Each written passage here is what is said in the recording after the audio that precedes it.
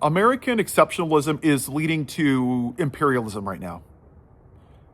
Part of this country, specifically trailer park trash, concepts of brains, racist, make America white again MAGA, who voted for a rapist and a pedophile president, thinks that this country is the best in the entire planet. In fact, the entire galaxy, everybody just kisses the ass of America. And we're finding out that that's just not true, right? Canada is now doing business directly with China, cutting us out. Farmers are losing their soybeans because China is now going directly to South America. Wool is now going to South America. The US dollar is going down in value. Some of the military stuff is no longer being built here. But you white people still buy into the American exceptionalism. This is what happens, right? You raise a bunch of people in this country and you tell them that it's great, like the Truman Show. You create this false universe that we're the best, right? And you put them and you surround them with symbols, right? American flag diapers. Ooh, freedom Wheaties. Hey, we have freedom. Don't tread on me. They're all coming for me. And you go to work and you put 200 million American flags on your truck and you polish the Constitution and you have guns in the back of your truck and you blast, God bless America, because, people wouldn't notice the 800 flags because you have a micro penis, but that's neither here nor there. It's indoctrination. That's nationalism. See, they worship the symbol, not the people that the flag represents. That's all it is. How many MAGA make America white again? Talk about slavery, chattel slavery, how the first police officers were against slaves.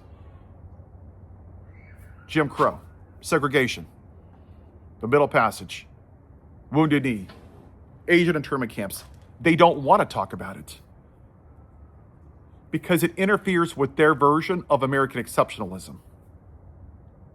There's a reason that red states collect the most socialism from blue states. The radical left libtards that have, like California, the fourth largest economy in the world because, we're a dystopian hellscape that actually supply stupid-ass red states with concepts of brains that have decades of inbreeding.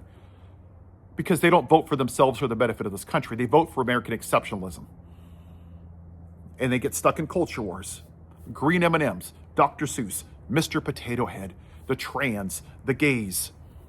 Somebody like Riley Gaines, who's a loser, right? She finishes fifth in a race, as an example. Not first, second, third, fourth, or fifth. She tied for fifth with a trans person because she sucked. She wasn't good. So what does she do? You know what? I'm going to push American exceptionalism. America first. And I'm going to talk about making white people afraid that their version of American exceptionalism is going away. Now, when you hear it from people like her, it's white America. Charlie Kirk spoke about white America. Most people on the right, the same thing, right? Traditional family values. Let's just be honest. It means white America, right? When Barack Obama was in the White House, ooh, that's not traditional family values. Oh, there's a gay person in office? That's not traditional family values. But a straight white man that rapes women, is a child molester and convicted felon, causes an insurrection, cheats on his wife? Oh, yes, that's traditional family values. It means white. We've been indoctrinated to worship symbols of this country. And that leads us to this version of imperialism, where we feel that we can just take whatever the hell we want. We're going to take Greenland. We're going to take Cuba. We're going to take Venezuela. We're just going to take everything, which is what the white man's done. Since day one, we've taken everything. We took land from Mexico. We took the land from the Hawaiians, from King Kamehameha. We took women's rights away. We took this land from the Native Americans. We took black people from Africa, and on and on. That's all we've done is take, and tell people what to do. That's why ICE agents are just mediocre white men with micropenises, because they stand for the white male patriarchy. I would guarantee you that probably 90% or more of ICE agents are MAGA. They're going to be 3%ers with don't tread on me, a bunch of insecure little men with fragile little egos. And they buy into the American exceptionalism. When you create this country of, in their version, American exceptionalism, we're the best of the best, anything that goes against that is a threat to their power, right? Right now, you see a lot of mediocre white men, power. Oh, it was almost a black woman president. That's a bridge too far. Oh no. One state, who was it? Jersey just had their first female governor. It's 2026. And we just had our first female governor. And we still haven't had a woman president. Because American exceptionalism is the white male patriarchy. That's what it is. Anything that challenges that, they're afraid of. Women in power, God knows black women, immigrants, minorities, Latinos, Latinas, gay people, trans people, it scares them. Many of these people grow up in the South, like my dad, in Indiana. It's 50 shades of white. Every friend they have is white. They grow up on farms. They date their cousins. They marry their goats, right? They don't care. They just want traditional family values. White America. That's all they care about.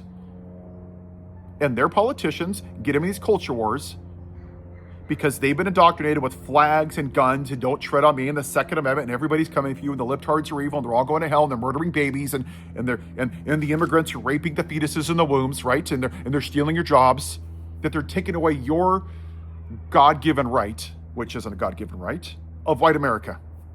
That's all it is. They're petrified of a white minority. It's nationalism, white supremacy, racism, the whole thing. It's all tied together. And until we address that, it doesn't matter who's in office. And the news has failed us. The media's failed us. Left and right-wing people have failed us. They don't want to talk about it. They want to talk about the economy. These people went to the voting booth and voted for a child molester and a felon and an adjudicated rapist.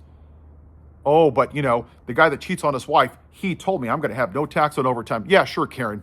That's why you voted for him. They didn't want the black woman because that would interfere with their version of traditional family values. That's what it is. Go look at the demographics in the Trump and Harris race.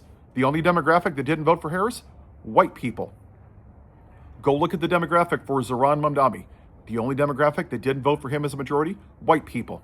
Go look at the polls for Jasmine Crockett and James Tallarico. White women, and Latino men are voting for Tallarico. Why? Because of misogyny for the Latino men. They don't want women. They view that as an infringement on their patriarchy. In some way, it is a version of American exceptionalism. That they believe that the man, because they're born a man, they deserve to be at the head of the table no matter what they do just because of how they're born. It's just true. And it has to be people like me that aren't afraid to have this conversation. American exceptionalism is a lie. We lead the world in gun violence, incarcerations, and military spending. And I would argue probably white supremacy. That's it. Canada has freedom. Mexico has freedom. South Korea has freedom. Japan has freedom. Australia has freedom. Germany has freedom. France, Iceland, Greenland, everybody has freedom. And we act like we're the only people that have freedom. You know what they don't have? Gun violence. They don't have 40,000 people. They don't have a convicted felon as president. They don't have a white supremacist in the White House and 77 million people that voted for a man who assaults women. They have universal health care. They don't have poverty like we do. They have a better quality of life. But we say we're the best. Why? Because we have guns and money. And a small percentage of people own all that wealth. We're not great. It's a lie. It's the Truman Show. We have to accept the people. We can make America great, but let's stop acting like it is. Because you don't have 41,000 people plus die every year from gun violence and do absolutely nothing about it. But somehow a tampon in a boy's bathroom, it's just a bridge too far. Have a good day.